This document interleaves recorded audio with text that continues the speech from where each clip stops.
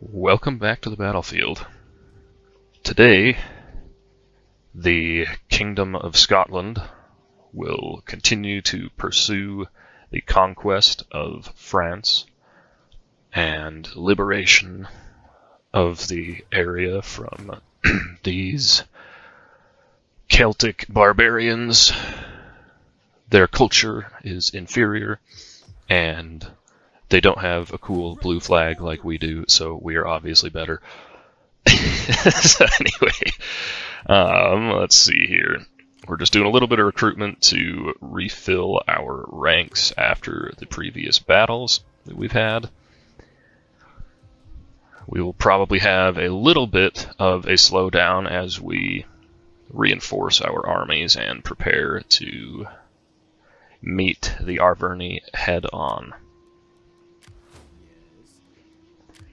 For now, I'm just double checking that everyone is squared away how they should be. We really don't have a lot of money in the bank, and we're still saving up to improve the provincial capital of Britannia. And everywhere else looks like it is all squared away. So let's just move straight to the next turn and see what happens. Now, I'm expecting the Arverni to probably push through this road in between Nemetisena and Cenabum. Cenabum? Anyway, I would expect them to move between those two cities, but I'm not actually sure what they're planning on doing. Surprisingly, they've actually sent two of their smaller patrolling forces back deeper into their territory, and they have left one greater army to defend the settlement.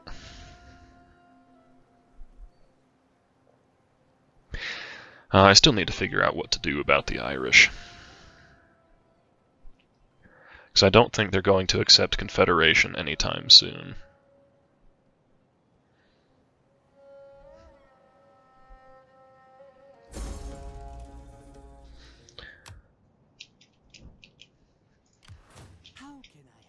Alright, so the Arverni have sent two of their armies on retreat.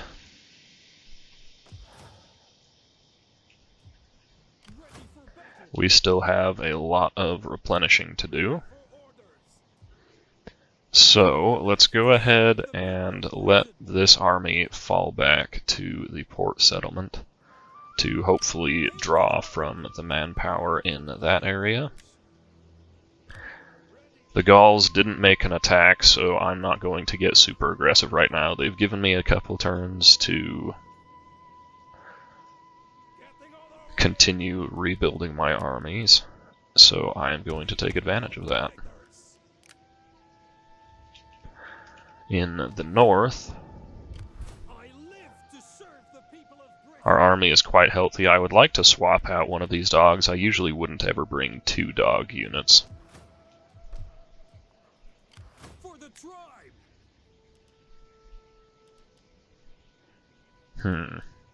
I could switch them out for one of these spear warrior units. Or perhaps I could start picking up some ranged units instead. But I think I might wait until some of these mercenary berserkers become available, because I really like to have a shock infantry unit that has the scare attribute, just because in my opinion, it makes for some more interesting gameplay. For now, we'll just fortify and let things continue to play out. We have also completed deconstruction at Cenabum of something or other, and I don't remember if I had previously stated a different plan, but I want to get some more public order on the go. We can't afford to be keeping armies back on the defensive to put down rebellions. We need to be able to push forward and take ground. Alright, other than that, we'll just do a quick check on our internal politics, make sure everything is still squared away. We're still waiting for Segavax to come of age. We could actually educate them. How much does that cost? I didn't even look. 1421 to improve his attributes a little bit. He'll have plenty of time to improve his attributes just by commanding a military force, so I won't worry about that for now. Now I'm expecting to have a couple of slower turns, just while we let public order settle down and while we replenish our armies. I might edit them out and just skip through them a little bit to try and speed up the pacing of this campaign.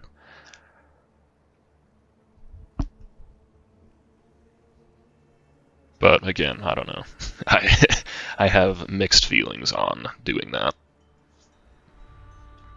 It might not be a bad idea to start recruiting at least a little bit of a fleet, so that we can get rid of the Iceni and that we can also protect our borders from the eventual Irish rebellion that I have been expecting for some time now.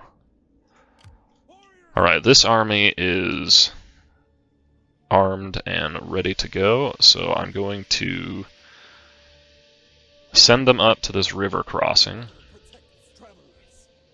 I'm fairly confident that we can hold a position there without too much trouble.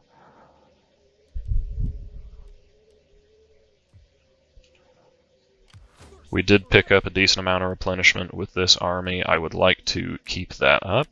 I would also like to pick up more sword masters.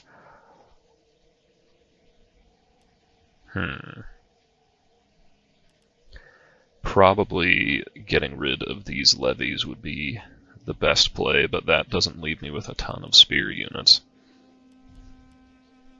Oh well, let's go ahead and do... Well, what kind of population do we have? We really don't have much population for them. Perhaps it would be better to hold off on that action. Yeah, we'll just let this army keep replenishing. We're actually going to bring it right up to this border to do so. These guys are somewhat defending the settlement of Atuatica. It'll be a little while before they get any replenishment going, though. Alright. Things look squared away for our military actions this turn.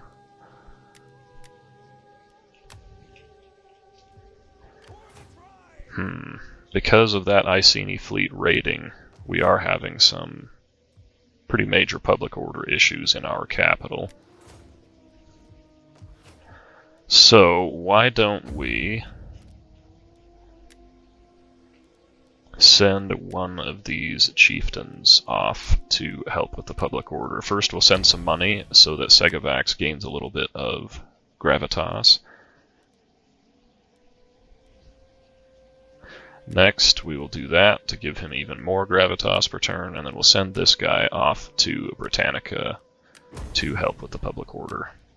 It's not going to put it into the positive, but at least it won't be going down quite as fast, and that will put off...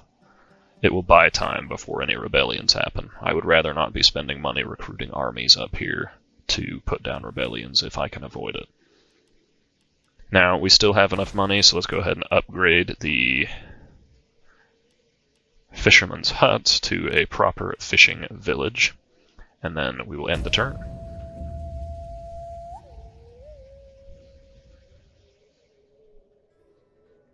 Now we do have a tentative peace to our northwest. The Germanic tribes in the region are suspicious, and I am just as suspicious of them.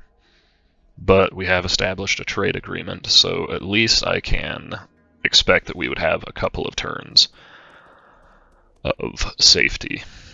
The Gauls have pulled back, and that gives me an opportunity to make a small offensive. So we'll have to see what our unit replenishment looks like for our two slightly northern armies. and we'll have to see which one is better positioned to make an attack.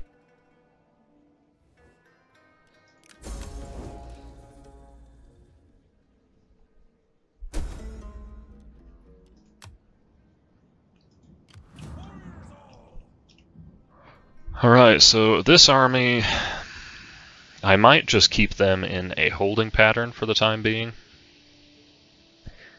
I might send them across to do a little bit of raiding. I haven't decided on that just yet. Alright, we are starting to get some good replenishment up in the north. We could still do with quite a bit more over here. But either way, we're going to move up to the... we're going to move up to the border and fortify. That'll help with public order. It'll hopefully give us a little bit of replenishment over the end turn, and then this army needs to move south. Because next turn, what I would like to do is send both of these armies together to take the city of Trevorum. Let's just go get an idea of what we're up against. So they do have a small army on the outskirts of the settlement that we can't quite see, and they have a fairly healthy garrison. We don't have, or a lot of our infantry corps is units that are not particularly aggressive, so that would not be a good siege engagement to go into, but it's good to know what we might be up against if they decide to attack. I'm going to go ahead and raid here and see if they attack. If they do, I might take the fight, because out in the open field I think we would do a lot better than if we were assaulting the walls.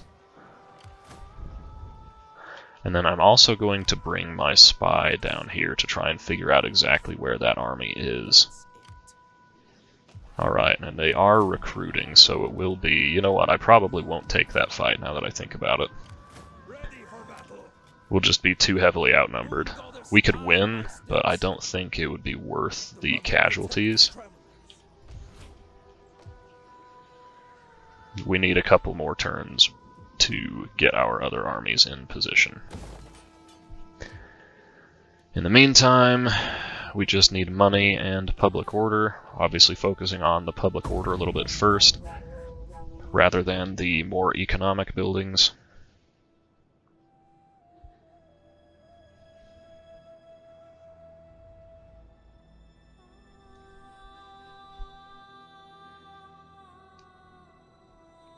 Alright, and let's see what the Arverni get up to.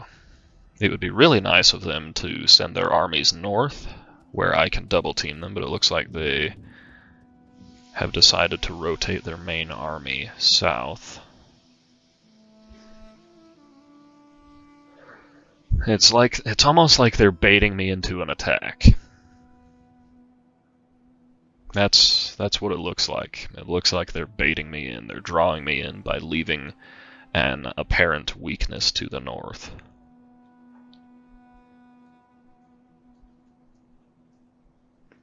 What I really need is my Imperium level to increase so I can recruit another army. Alright, we're completing more and more construction, which is opening up more and more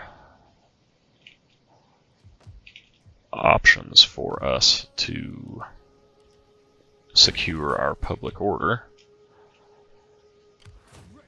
Alright, we could do with a little bit more replenishment over here. Are there any mercenary berserkers available? Not yet. Alright, well, we won't worry about picking up the berserkers. Alright, and obviously we could win that fight with just the one army, and I would love to loot this settlement. But because we already have another settlement in the region, I think that would just be a bad idea. Alright, now where exactly are all of the Arverni forces? They don't have anyone up north. Their movement range is fairly limited in the south.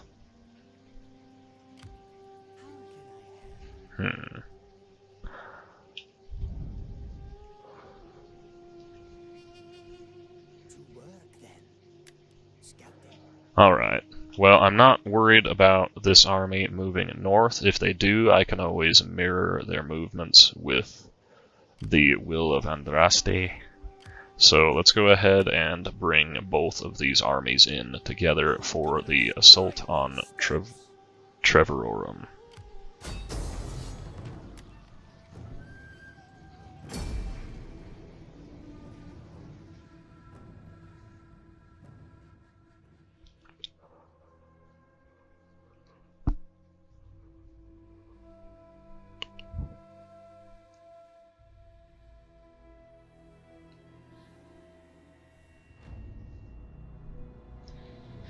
The strategy here is very, very simple. It is basically send in the mercenaries and the auxiliary units first and let them do the majority of the fighting. They are easier to replenish, they are easier to replace, so they are therefore less important to keep alive. Unfortunately, all of my reinforcements are coming in from like the exact wrong side of the settlement. I'm going to deploy next to my reinforcements. None of these guys have javelins either, that's really unfortunate.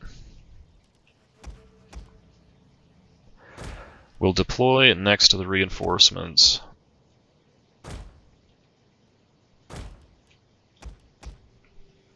Sorry, I'm completely losing my train of thought here, it's a little weird. Deploy next to the reinforcements so that we can easily surround them if we need to. I like to fight with my armies together rather than apart. Alright, now who are we missing? The Swordmasters.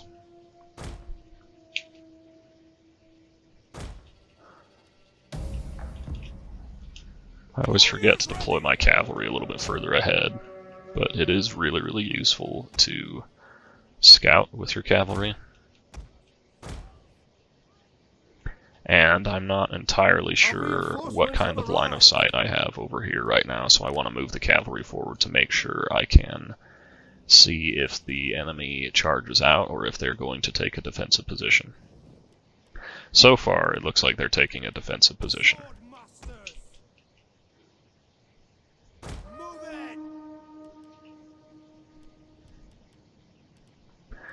Alright, we'll let all of the reinforcements enter the battlefield. I ended up having a lot of cavalry. The battle is turning in our favor.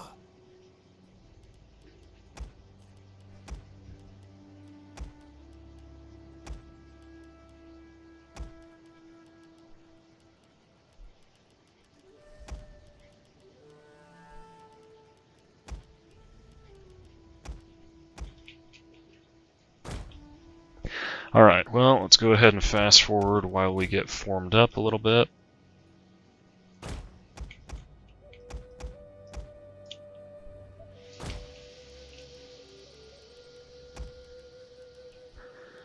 And then, let's see, the secondary line.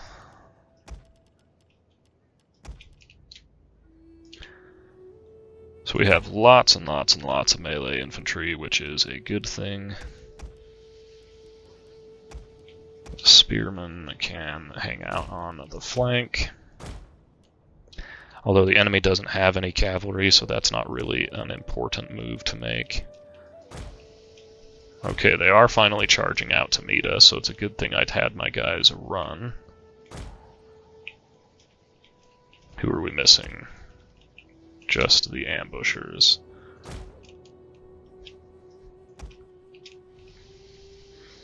Alright, well, we'll let the enemy get a little bit closer. They might not be actually charging out, they might have just stepped out to try and form up, and then this unit is glitching because it can't stand in the middle of the buildings. Let the light cav stay forward and do a little bit of scouting for us. Alright, now what else do we need to do with this formation, because it's really, really messy. Alright, these guys need to shift over a little bit. Let the slingers move up front.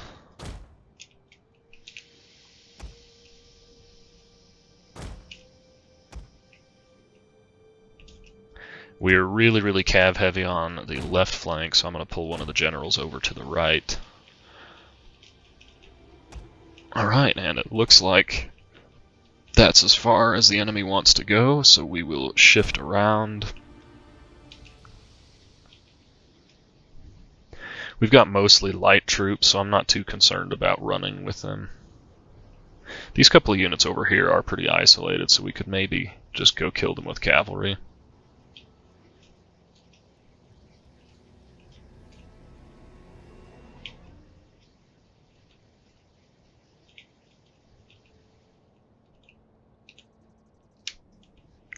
Go ahead and keep shifting around to try and force an engagement more in the open. I'm not really liking how the armies are lined up at the moment.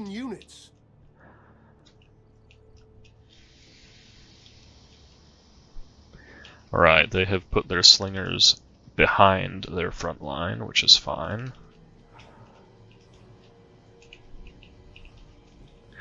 Alright, well, and here they come down the hill, ready to make a charge, it looks like. Yeah, it looks like they're committing this time. Send the dogs forward. I'll actually go ahead and give an attack order right off the bat. See if they'll loose the dogs, and then the handlers can just pull back to the rear. Our hidden units have been discovered. Everyone else, move up.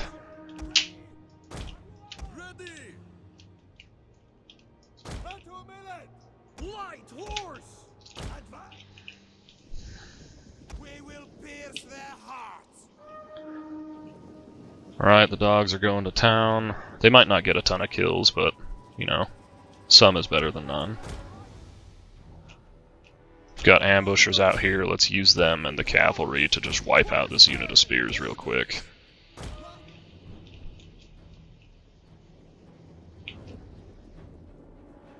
Here come the enemy javelin volleys. The dogs are already about ready to rout one of the enemy units. One of our units has used all its ammunition.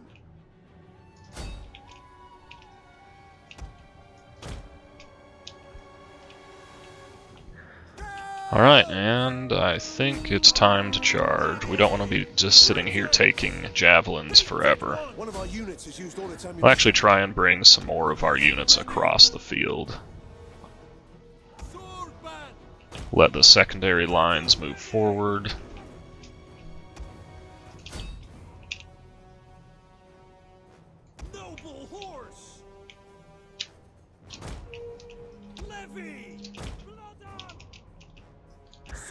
Yeah, there's no need to get my heavier troops involved in this fight. It's just not that serious of a fight. We can send the cavalry in here, though. Start moving some of our guys out and around the flank, just because we don't want to be taking unnecessary casualties. We can absolutely win this with just our front line and our slingers and our cavalry, I think, but it still could be a lot of casualties we just don't need to take. One of our units has used all its ammunition. We've smashed through the small spear unit on the left, no surprise there. I think I've just accidentally given the dog handlers an order. Okay, let's get the cavalry out of there. Infantry is smashing through, and that's the rout. Alright, well, we took a little bit of damage, but 96 casualties is not very many. I'm starting to think using dogs is a little bit of a cheat code.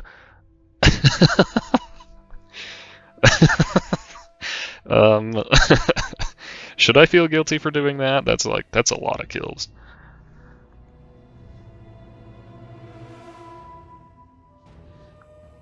I mean, out of their, I think their sword units had 200 men each.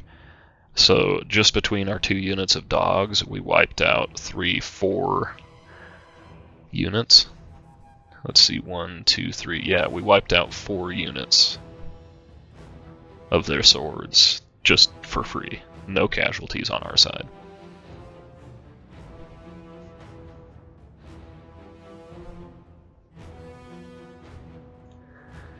Well, I don't know, like, I don't like overly cheesy stuff in Total War games usually. It's not a playstyle I typically enjoy,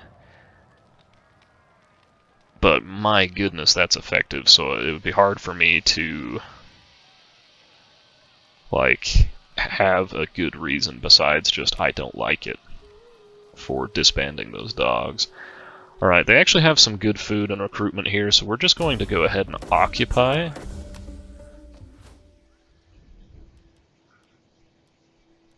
And then public order here, that is the, yeah, it's the second province that we own fully. And then we'll go ahead and pop the army out of the garrison just to reduce the public order penalty a little bit. And the High King will stand guard in front. I have learned that that's actually really dangerous because what the AI can do is they can just march right through your zone of control. As long as they have an attack order, they can march right through your zone of control. And they could lay siege to Trevorum. I keep wanting to say Trevorum, but it's Trevorum. They could march through, besiege it, and if this army was in the garrison, it would be locked in, and then they could send all of their other armies to attack me. So even if this army is in front and should block that, if they have an attack order, they can walk right through the zone of control. How can I help? Alrighty, so that is one more province secured. I would like to come up with a little bit of extra money somewhere and start working on the public order temple. As a matter of fact, we need to dismantle this. We need... maybe I should dismantle this? I don't know. We need more public order here, and I'm not sure where the best place is to get it. Let's go ahead and dismantle this one, because this building gives us more money.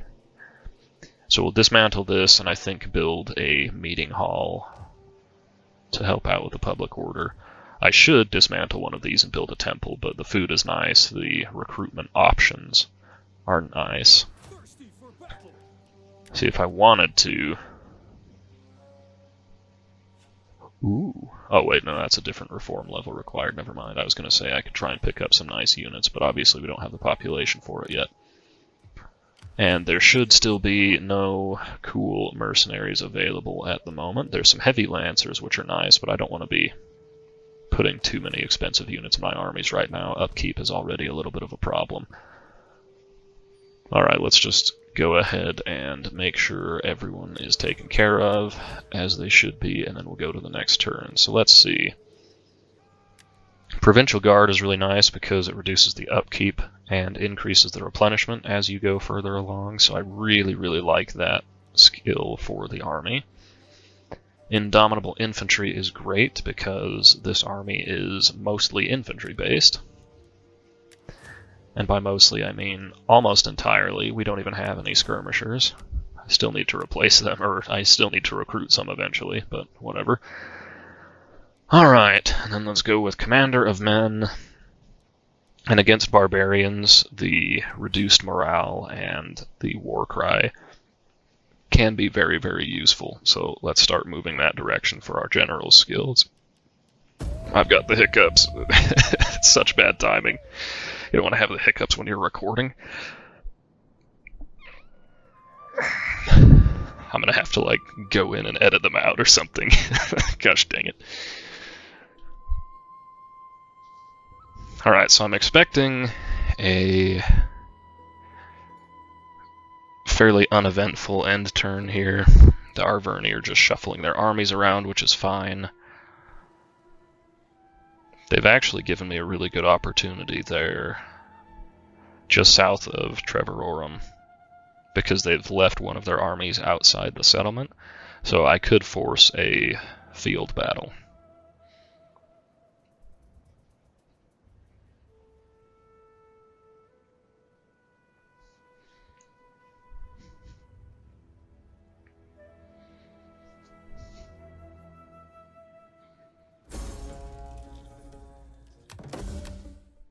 Oh man, can y'all stop looting and rioting and burning your stuff down. I don't have enough money to fix this.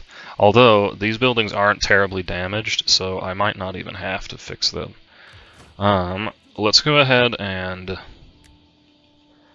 draw this army back because we need the public order. That said, it's really not doing much for public order.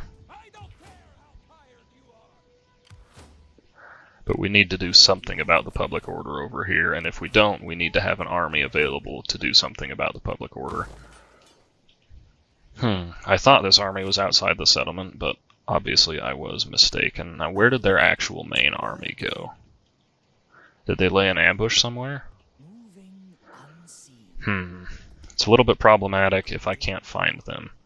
Just to be safe, I'm going to withdraw even further with this army, because I would hate to get ambushed by a proper Gaulish army. That would be terrible. And you know what? It hurts our income quite badly, but we need to help the public order here, so let's also reduce or remove the taxes for the time being. And while we're at it, I'd rather save up for the Grove of Rosmerta. Yeah, so we'll save a little bit of extra money. If our loyalty's good enough, we could actually... I was going to say we could embezzle some funds, but we don't have enough cunning. Is there anything we can do to gain some cunning here? There we go. There's some cunning. We will get her an increase there, and she will start embezzling funds a little bit. Segavax, meanwhile, will send a small sum of gold to our local chieftains. Go ahead and bring our armies forward and see if we can maybe bait an attack away from this city, because one of the worst things that can happen is when your badly depleted town garrison decides to come out and help in a fight, and they're just useless, and it means part of your actual reinforcements aren't close enough to help with the fight. It causes lots of problems. Alright, so we'll both fortify here on the border and see if we can get them to attack us in the open field. It would be 12 units plus 20 units plus their 20 stack, probably, and if they bring in this force as well, we could be up against a huge amount of Arverni forces here. But I'm pretty sure we can win the day without too much trouble, if that happens. And if not, then I plan on attacking next turn anyway, so let's see what happens.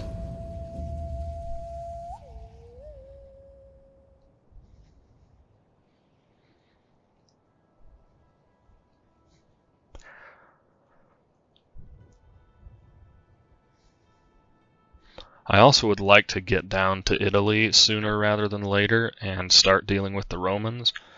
I really don't want to be dealing with them when they're powerful, just because the absolutely overwhelming amount of armies they can send is just insane.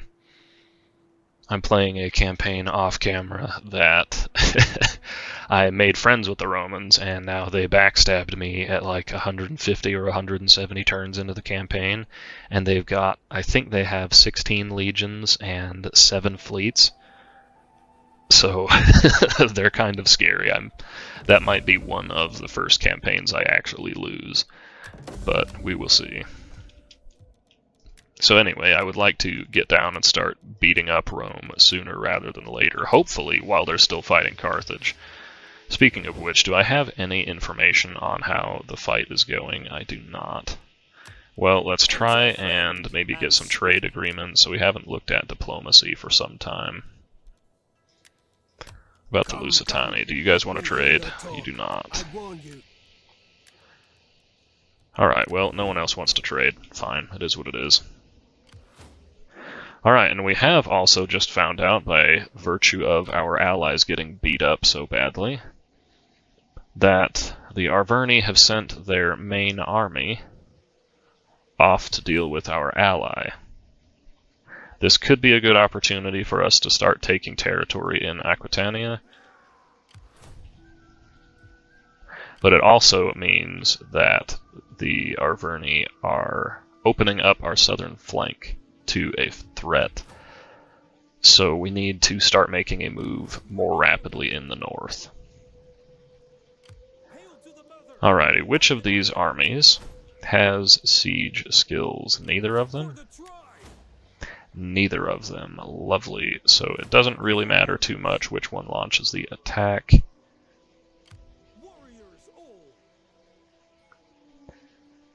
Yeah, it doesn't really matter. Alright, so right off the bat we already have the advantage. I do not have time to fight this battle for today's episode, so we will start next time with the Siege of Vasanthio. And as always, I hope you guys enjoy. I look forward to seeing you in the next one.